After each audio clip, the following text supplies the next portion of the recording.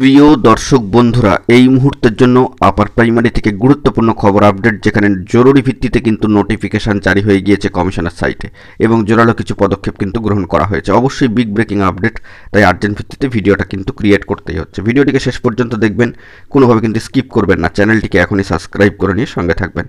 চলুন কথাবার্তা না বাড়িয়ে আমরা মূল টপিকটাতে ফোকাস করি। অত্যন্ত গুরুত্বপূর্ণ খবর আপডেট আপার প্রাইমারি থেকে। চলুন সরাসরি আমরা চলে যাচ্ছি কমিশনের সাইটে।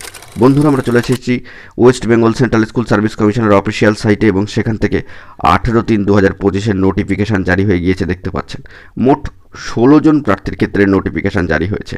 বাঁ দিকে ওপরে রয়েছে মেমো নাম্বার, অবশ্যই দেখতে পাচ্ছেন serial number, name of the candidate. মোট 16 জন প্রার্থীর ক্ষেত্রে roll number, extension, memo number সহ কিন্তু এই নোটিফিকেশান জারি হয়ে গিয়েছে মোট 16 জন প্রার্থীর ক্ষেত্রে। অবশ্যই it is hereby notified for all concerned that under mentioned candidates of first SLST assistant teacher 2016 for upper primary classes have been allowed extension of validity period of their recommendation letters, অর্থাৎ recommendation লেটারের যে validity period সেটি extension করার ক্ষেত্রে কিন্তু notification জারি হলো on the basis of valid গ্রাউন্ডে অবশ্যই আপ টু 17/3/2025। অত্যন্ত গুরুত্বপূর্ণ একটি নোটিফিকেশান কিন্তু জারি হয়ে গিয়েছে।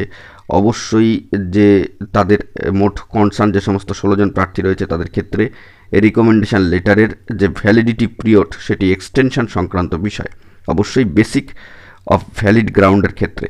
তো বড়সড় খবর আপডেট, কমিশনের কিন্তু জোরালো পদক্ষেপ। কমিশন ইতিমধ্যেই আপার প্রাইমারির বিভিন্ন যে সমস্ত কার্যাদি এবং সমস্যাগুলো সেগুলো মেটানোর লক্ষ্যে কিন্তু পজিটিভলি এগিয়ে চলেছেন West Bengal central school service commission.